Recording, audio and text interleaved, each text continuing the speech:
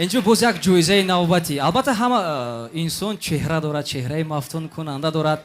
یعنی که بسیار میخندند، تبسم دارند که دلگیر است. و برای صحنه، برای سپردن جایزه شخصی با چهره، یعنی که номинация «Человек улыбка» دعوت کرده می شود زیبا صنم، دارنده صدای مهین، اون شخصی که همه روزه هر پگاهی شنوندگان رادیوی سلام رو و اینچنین کارمندان سلام رو با یک نگاه محبوبش مفتون میگرداند همگان رو. این هم باشد Маша. Маша, друзья, Сараева Малоха, диджей Радио Салон приглашается на сцену для вручения номинации «Человек улыбка». Итак, спасибо, Малохат, ребята. в ваших руках. Итак, кто же у нас получает номинацию «Человек улыбка»? Та-дам! Так сказать, барабанная дробь. Итак, дорогие друзья, «Человек улыбка» версия ТРК «Салом» получает Толибджон Исмаилов. Толибджон Исмаилов, «Человек улыбка».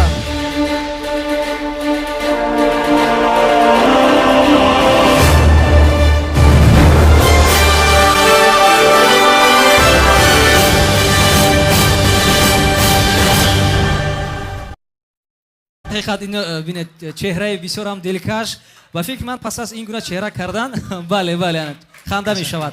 در حقیقت جایزه به شما زیبنده است برادر عزیز. تشکر زیاد. اولین بار السلام علیکم دوستان عزیز، استادان عزتمند، برادری عزیزم، دوستی عزیزی من فرخ جان بیان نمایم به تلویزیون و رادیوی سلام minnatdori خودم را بیان میکنم. زنده باشید. تشکر میگم با شما. Аплодисменты, друзья. حالا با یگان جا نروید. ما با شما کار داریم. Толибджан, дело в том, что у нас к вам очень серьезное дело.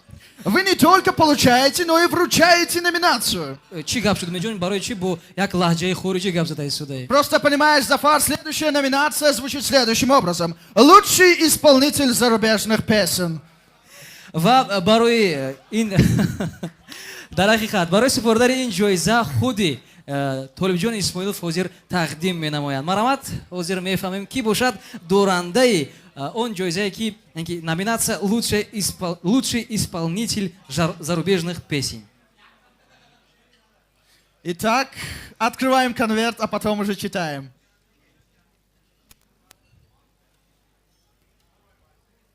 И это? Ну? Лучший исполнитель зарубежных песен Джамшед Исмаилов. Джамшед Исмаилов, друзья!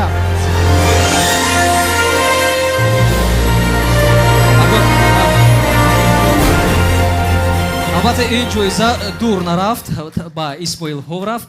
اسماعیلوف و حاضر دوستان عزیز با فکر من همکاران ما اومده هستند که برای ما یک ویدیو رولیکی خودی که جمشید اسماعیلوف روان کردن. حاضر در دبی هستند و چیزی که دیدیم در حقیقت حرکت کرده ایستادن که سرودهای خارجی رو بسیارتر برای ما تماشابینان تقدیم نمایند و حاضر اومده باشید. مرحمت ما تماشا کردن جمشید. سلام مخلصان عزیز، بسیار تشکر میکنم که مرا هم به این چاره بینی انتخاب کردید. از شما سپاسگزارم. همه شمایان را و دوست عزیزم فرخ جان یارمتوف را با کشاده شوی تلویزیون سلام تبریک میگویم. با آنها موفقیت ها آرزو میکنم. همیشه با تلویزیون سلام باشید، مخصوص دبی تلویزیون سلام.